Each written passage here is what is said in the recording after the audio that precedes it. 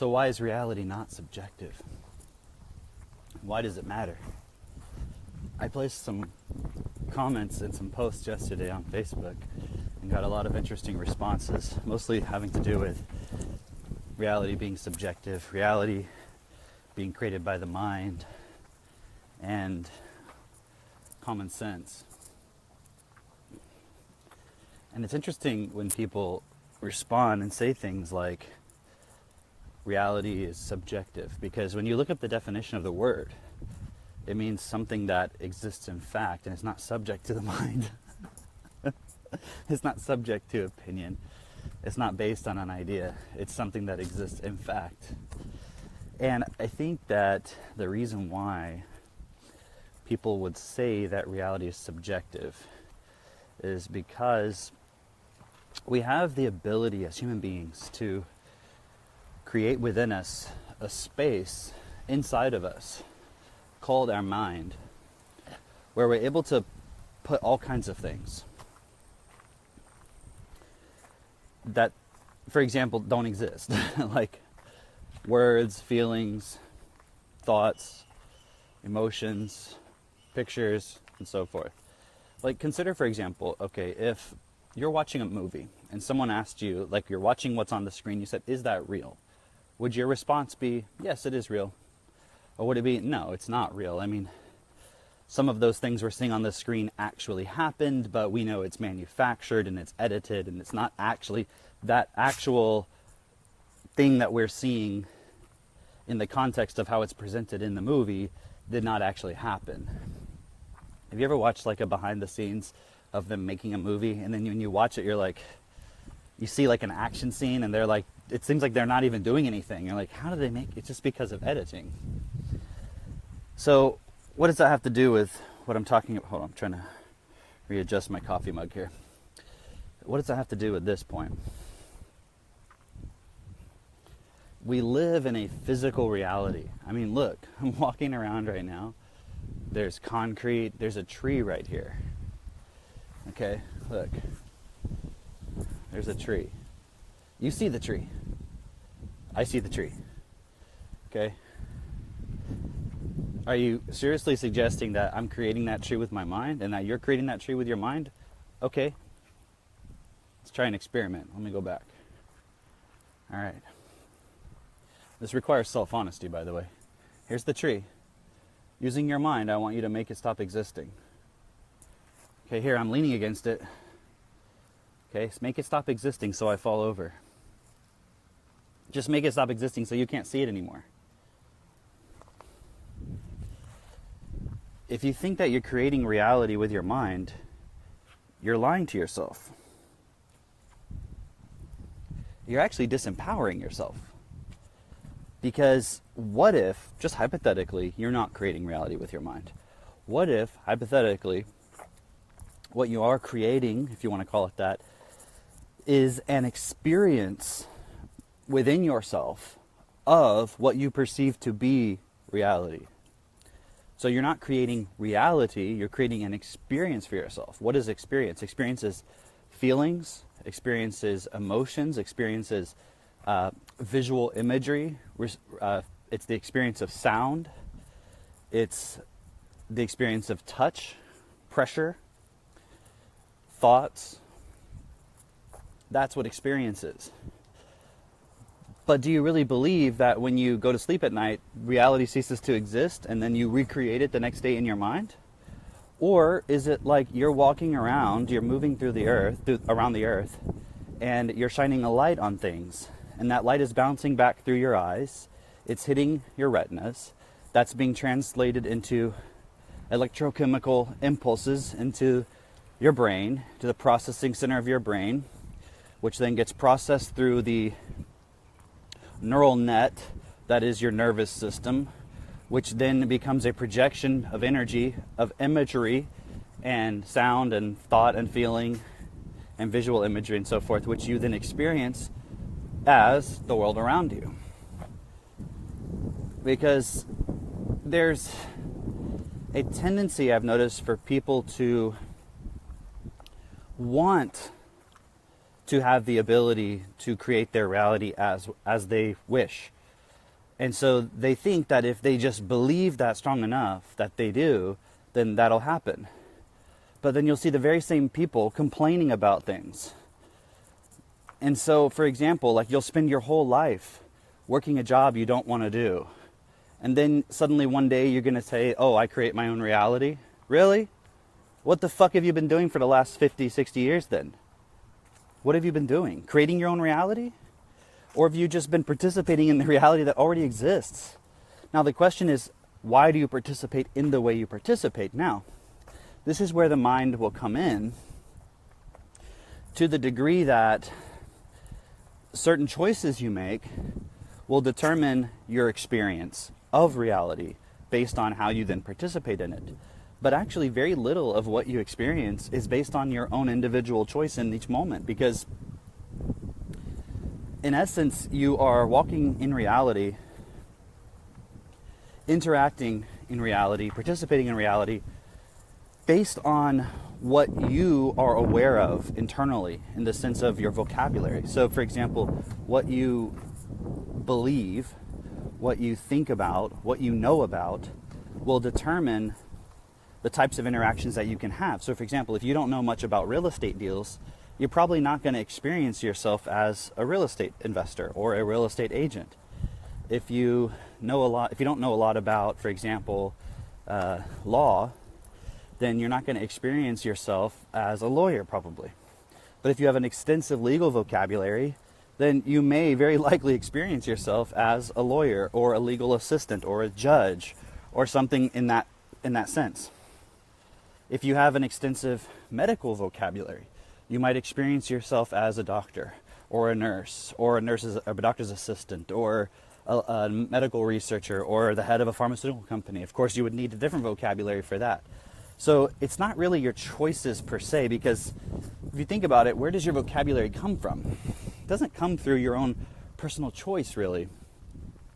In certain cases it does, but in general, if we look on average at the world, most people's vocabulary comes from their first 7 years of their life. Now, that's not where your medical vocabulary would come from or your legal vocabulary, etc., but your base vocabulary, which is the foundation of your ability to process information, comes from the first 7 years of your life.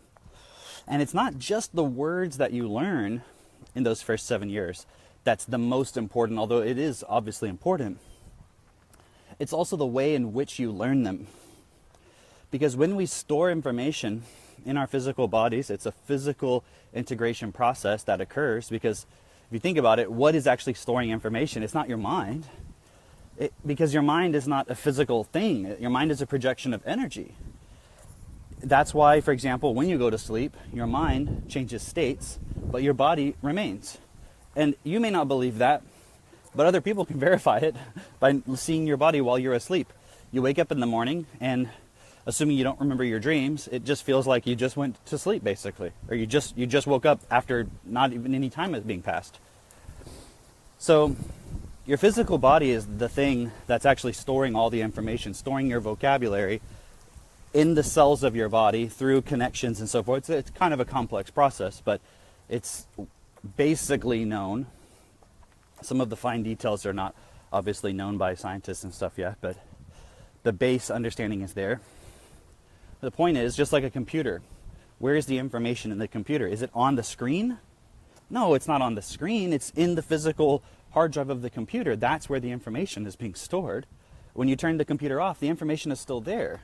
Just like when you go to sleep, the information is still in your body. It's just not being processed in the same way because the environment is not stimulating in the same way.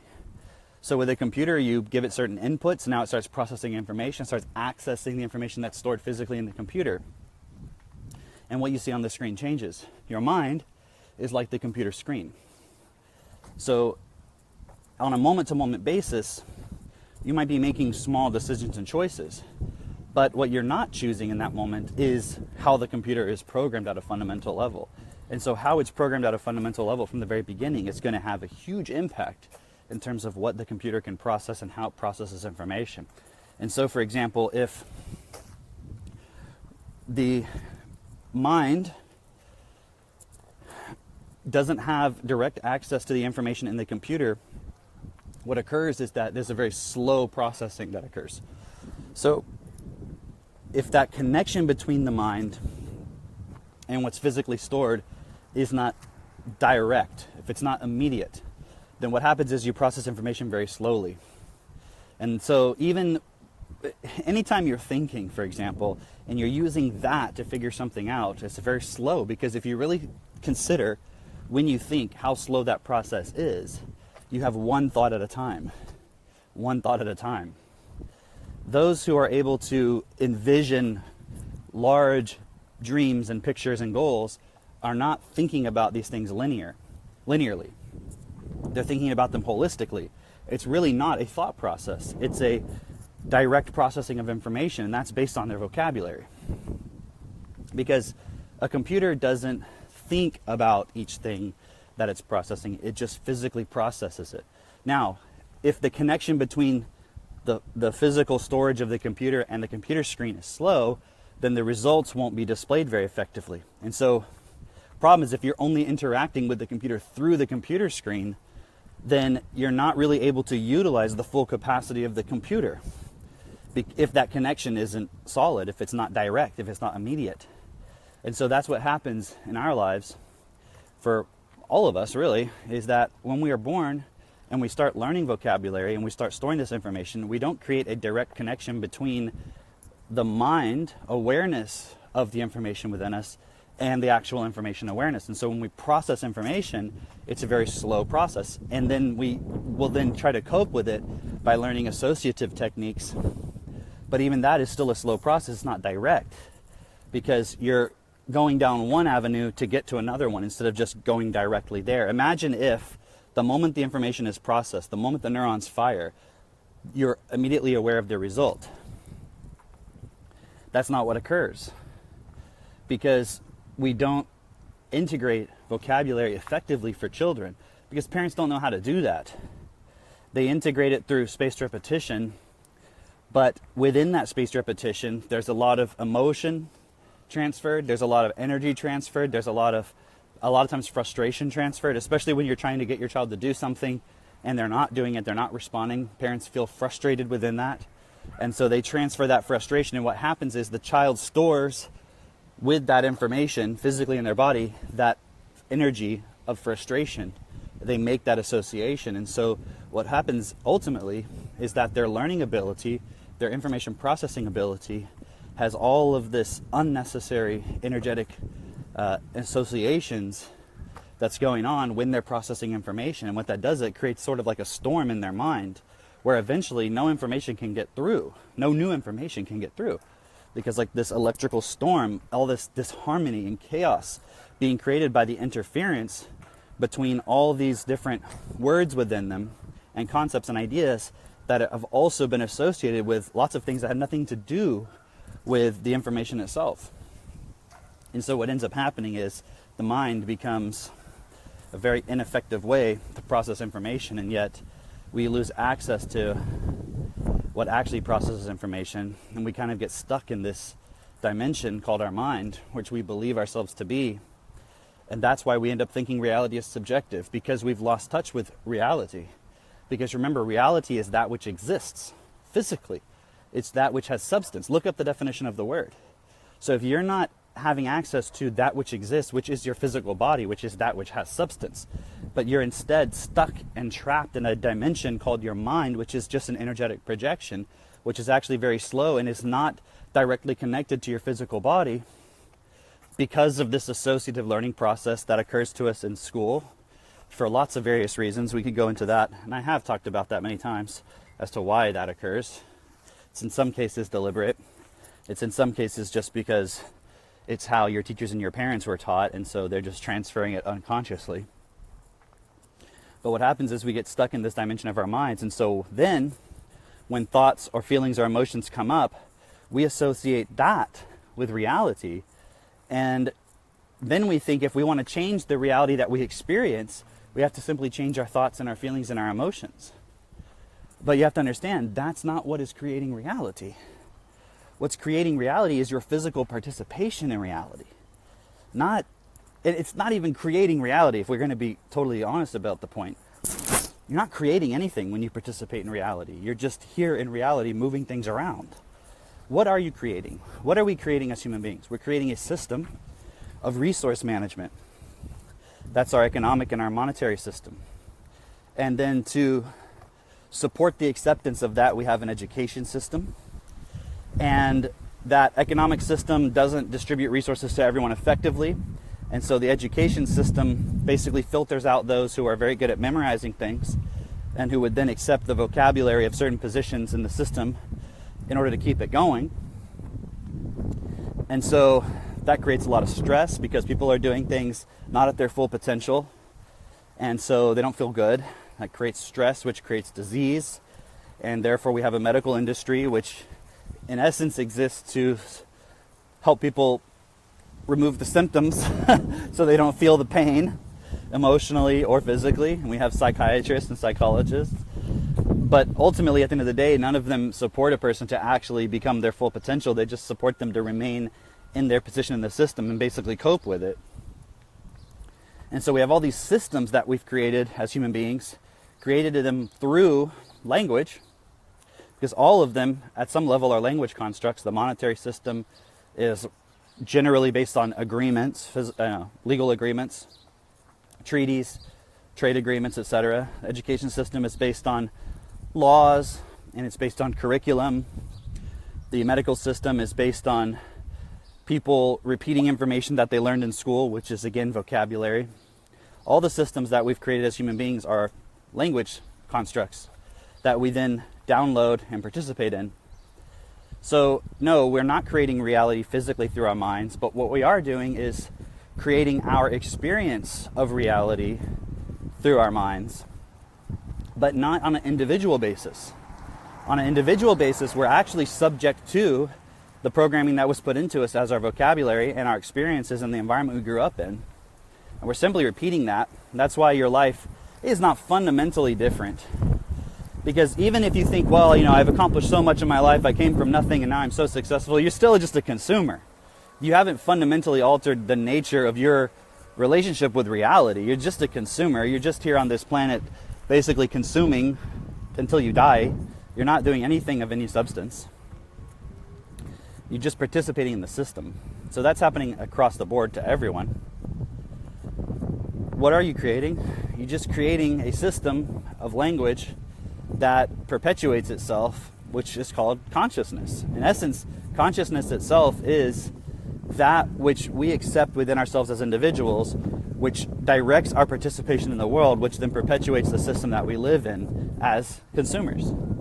So that's all that's going on. Think about it. Everything about your life comes down to your experience with money.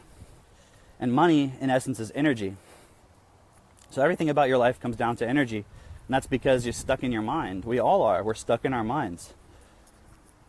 And even if one person is able to stop participating in that, they get no support from anybody because everyone believes that you have to work to survive. Instead of realizing that in physical reality, that's not actually necessary.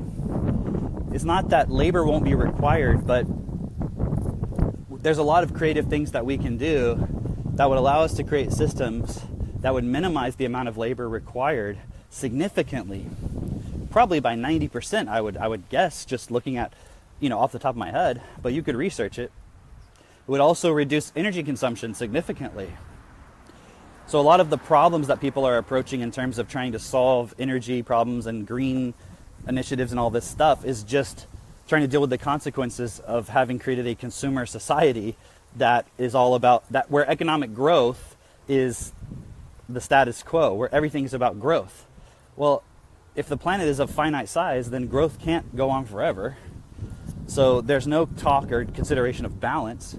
And so a lot of the green energies and everything aren't going to solve the problem because they're just still within the paradigm of consistent economic growth. More and more and more energy, more energy, more energy.